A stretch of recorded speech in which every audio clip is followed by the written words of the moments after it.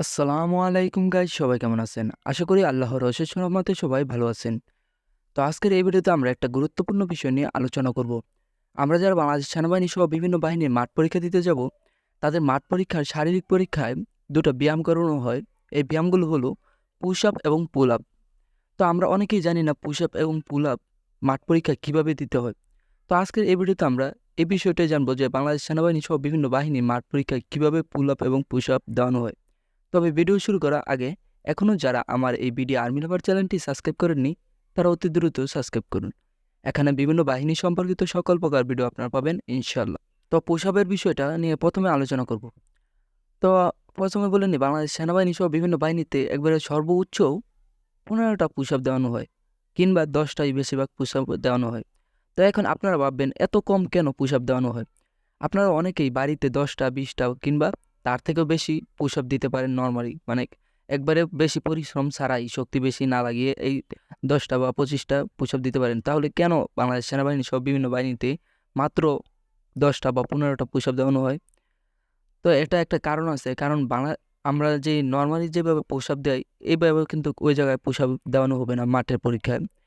ওই জায়গায় push up যেভাবে দেওয়ানো হবে, প্রথমে আপনাদেরকে বলবে যে পুশ আপের পজিশন নেন। অর্থাৎ আপনারা পুশ আপের জন্য মাটিতে হাত রেখে পজিশনটা নেবেন। পজিশন নেওয়ার পর আপনার যে অফিসার থাকবে, সে আপনাকে যদি বলে আপ, তাহলে আপনাকে উঠতে হবে। তো আবার বলবে ডাউন, তখন আপনাকে মানে নিচে নামতে হবে। তো এইভাবে ক্রমানুগত আপনাকে 10টা বা 15টা দেওয়ার চেষ্টা করতে হবে। তো এখানে আরেকটা প্রশ্ন যে 10টা থেকে বা 15টাকে কয়টা পাইলে বা কয়টা পারলে আপনি উত্তীর্ণ হতে পারবেন, 100 থেকে 100 হতে পারবেন। তো দেখুন, 10টা থেকে অনেকে 8টা বা অনেকে 10টায় দিয়ে ফেলে। তো আমি বলব যে 8টা দিলেই কিন্তু আপনাকে 100 থেকে 100 দিয়ে দিবে। তো আপনারা চেষ্টা করবেন যতগুলো থাকে ততগুলো দেওয়ার জন্য। কিন্তু অনেকে দিতে পারে না, কারণ ওই যে সময় লাগে না, মানে আপ বলার পর একটুখানি উপরে সময় নেয়, 3-4 সেকেন্ড বা আরও বেশি সময়টা নেয়। এটা মাঠ অফিসারের উপর নির্ভর করে যে কতটা সময় নিবে। তারপর পরবর্তীতে আবার বলবে ডাউন। তো এই সময়ে কিন্তু আপনার অনেকটা এনার্জি খরচ হয়ে যায়। তাই কিন্তু আপনারা ওই জায়গায় গেলে এতটা দিতে পারবেন না। বাড়িতে তো অনেকেই অনেকগুলো দিতে পারেন, কিন্তু মাঠ পরীক্ষায় এতগুলো দেওয়া সম্ভব না। তো আশা করি যে পুশ আপের যে বিষয়টা তা বুঝতে পারছেন। এবার আসি পুল আপ।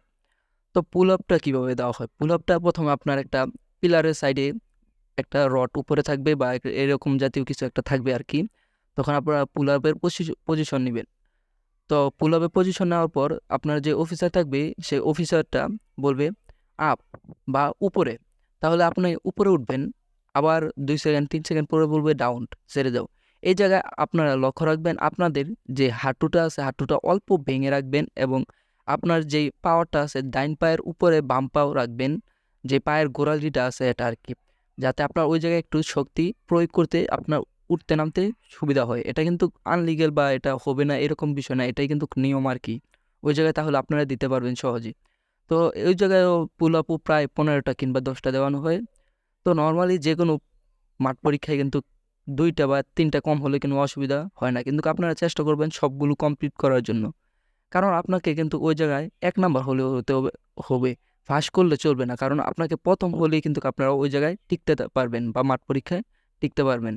তো এই ছিল আজকের ভিডিও। আশা করি আপনার বিষয়টা ভালো লাগছে এবং এই ভিডিও থেকে যদি কিছু শিখতে পারেন তাহলে অবশ্যই একটা লাইক দিয়ে দিবেন।